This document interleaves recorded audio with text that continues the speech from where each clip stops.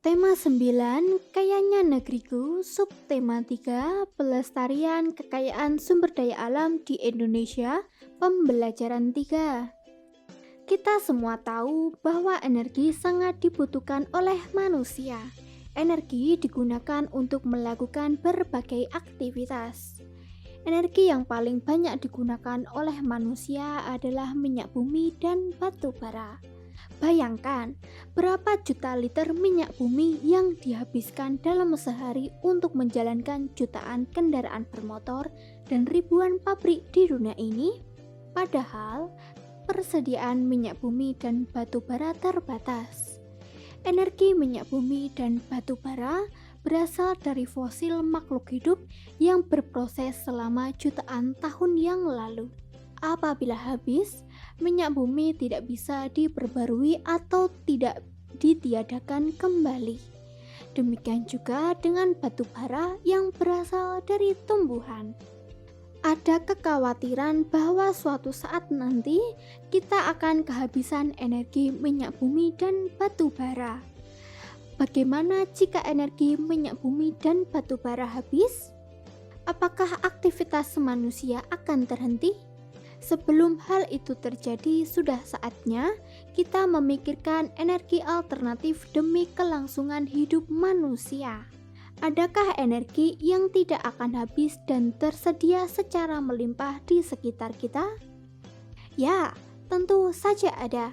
Energi tersebut disebut energi alternatif. Coba perhatikan gambar-gambar energi alternatif berikut ini.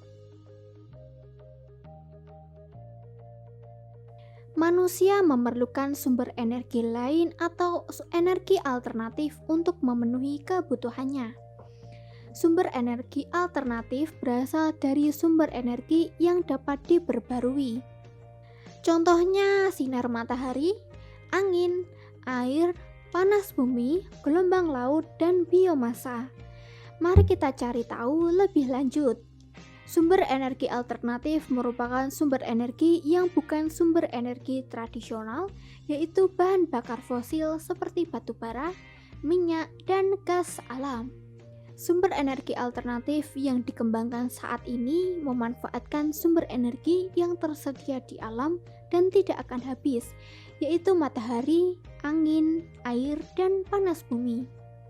1. Matahari. Matahari merupakan sumber energi utama di bumi. Hampir semua energi yang berada di bumi berasal dari matahari. Energi panas yang dihasilkan dapat digunakan untuk memanaskan ruangan, memasak air, dan keperluan lain. Pada saat ini, sel-sel surya sudah biasa dijumpai di atap-atap rumah, rumah sakit, dan hotel-hotel. 2. Angin. Angin adalah gerakan udara di permukaan bumi yang terjadi karena perbedaan tekanan udara. Angin telah dimanfaatkan sejak dahulu sebagai sumber energi pada perahu layar dan kincir angin tradisional. Saat ini, energi angin digunakan untuk menghasilkan listrik melalui alat yang disebut aerogenerator. 3. Air. Air yang deras merupakan sumber energi gerak. Energi itu biasa dimanfaatkan sebagai sumber tenaga listrik.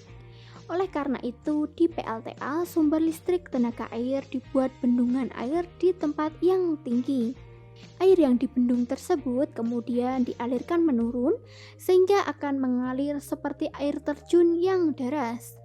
Energi gerak dari air terjun tersebut digunakan untuk memutar generator pembangkit listrik. 4. Panas bumi. Energi panas bumi atau energi geotermal merupakan energi yang berasal dari panas yang disimpan di bawah permukaan bumi. Bumi yang membentuk seperti bola sesungguhnya tersusun dari lapisan-lapisan. Pusat bumi terbentuk dari lapisan batuan yang sangat panas. Hal itu menunjukkan bahwa bumi merupakan sumber energi panas yang sangat besar. Pengembangan energi geotermal saat ini hanya layak di daerah dekat lempeng tektonik. Pengembangan energi geotermal saat ini hanya layak di daerah dekat lempeng tektonik. Ini juga menjadi alasan hanya ada 24 negara di dunia yang memanfaatkan energi panas bumi saat ini. 5. Gelombang air laut. Gelombang air laut saat memecah di pantai menghasilkan banyak energi. Energi ini dapat diubah menjadi energi listrik. 6. Bahan bakar bio. Bahan bakar bio merupakan bahan bakar yang berasal dari makhluk hidup, baik hewan maupun tumbuhan. Bahan bakar bio yang berasal dari tumbuhan diantaranya tumbuhan berbiji yang mengandung minyak seperti bunga matahari, jarak, kelapa sawit, kacang tanah, dan kedelai. Bahan bakar tersebut dikenal sebagai biodiesel. Biodiesel dapat digunakan untuk menggantikan solar. Singkong, ubi, jagung, dan sagu dapat diubah menjadi bioetanol. Bioetanol dapat menggantikan bensin atau premium. Bahan bakar bio juga dapat berasal dari kotoran hewan. Bahan bakar tersebut dikenal sebagai biogas. Kotoran hewan yang ada dimasukkan ke dalam ruangan bawah tanah atau lubang. Penguraian kotoran hewan dengan bantuan bakteri akan dihasilkan gas metana yang digunakan sebagai sumber energi panas kompor. Selain itu, bahan bakar ini dapat juga dimanfaatkan untuk bahan kendaraan bermotor. Ayo kita baca bacaan berikut ini.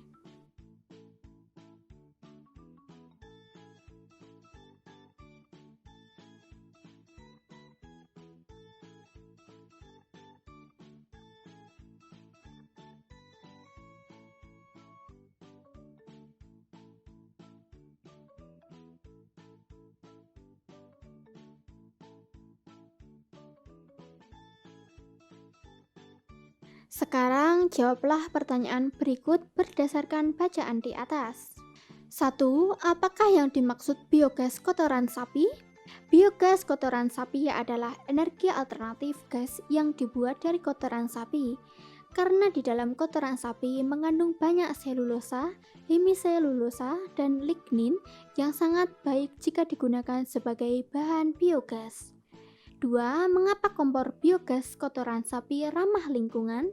Kompor biogas kotoran sapi ramah lingkungan karena biogas dapat diperbaharui, mengurangi ketergantungan terhadap minyak bumi yang menghasilkan banyak polusi dan tidak dapat diperbaharui, mengurangi penggunaan kayu bakar yang dapat menyebabkan penggundulan hutan dan merupakan bentuk pembuangan kotoran hewan yang paling baik.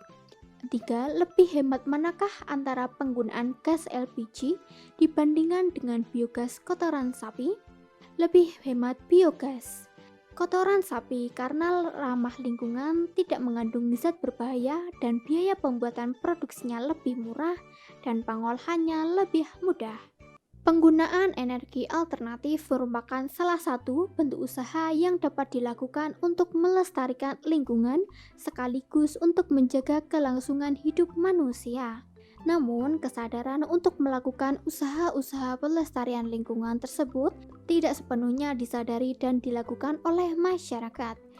Bahkan ada sebagian masyarakat yang berperilaku tidak bertanggung jawab yang mengakibatkan kerusakan alam.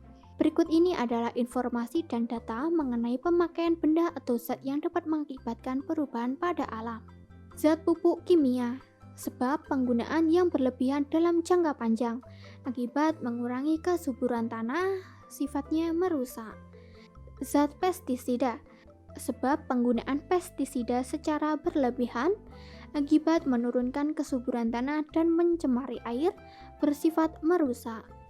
Deterjen, sebab pembuangan sel deterjen sembarangan atau ke sungai akibatnya mencemari air, bersifat merusak. Asap, sebab asap yang dikeluarkan kendaraan akibatnya pencemaran udara yang akan menyebabkan global warming, bersifat merusak. Zat pewangi, sebab penggunaan pewangi dalam bentuk semprot yang mengandung klorofluorokarbon atau CFC akibat menyebabkan tipisnya lapisan ozon yang semakin tipis bahkan jika berlubang sangat berbahaya bagi kehidupan di bumi yang bersifat merusak. Ayo identifikasi kegiatan masyarakat yang dapat mempengaruhi keseimbangan lingkungan. Kegiatan-kegiatan masyarakat di sekitar tempat tinggalmu yang dapat mempengaruhi keseimbangan lingkungan adalah pertambangan, pembukaan lahan atau penebangan liar, industri, pembuangan sampah non-organik sembarangan. Perhatikanlah dua gambar berikut ini dan jelaskan keterkaitan antara perilaku orang pada gambar dengan keseimbangan alam. Gambar 1, keterkaitannya adalah jika manusia berburu hewan-hewan, pasti hewan-hewan akan mengalami kepunahan dan mempengaruhi rantai makanan makhluk hidup. Gambar kedua keterkaitannya adalah jika manusia menebang pohon sembarangan atau secara liar, nantinya akan menimbulkan bencana alam, contohnya banjir dan tanah longsor. Salah satu kewajiban manusia adalah menjaga lingkungan alam. Menumbuhkan kesadaran untuk melestarikan sumber daya alam sangatlah penting. Salah satunya adalah sumber energi dapat dilakukan oleh diri sendiri dan mengajak orang-orang di sekitar kita. Media yang dapat digunakan untuk melakukan ajakan tersebut berupa poster. Amatilah dan cermatilah poster berikut yang menunjukkan kepedulian terhadap sumber daya alam, yakni air.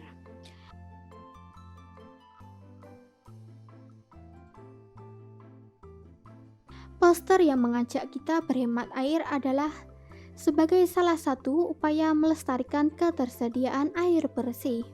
Selain itu, cara untuk menjaga kelestarian alam juga bisa dengan memanfaatkan kembali barang-barang bekas. Dengan mengkreasikan barang-barang bekas, nantinya akan mempunyai nilai jual lebih tinggi. Kita dapat membuat figura, foto dari kardus, lampion dari botol plastik bekas, bunga dari sedotan, atau hiasan dari kain perca, dan masih banyak lagi. Nah, dari pembelajaran ini, apakah anak-anak sudah paham dengan materi yang disampaikan? Jika mengalami kesulitan, kamu dapat menanyakan kepada orang tuamu. Tetap semangat dan rajin belajar ya.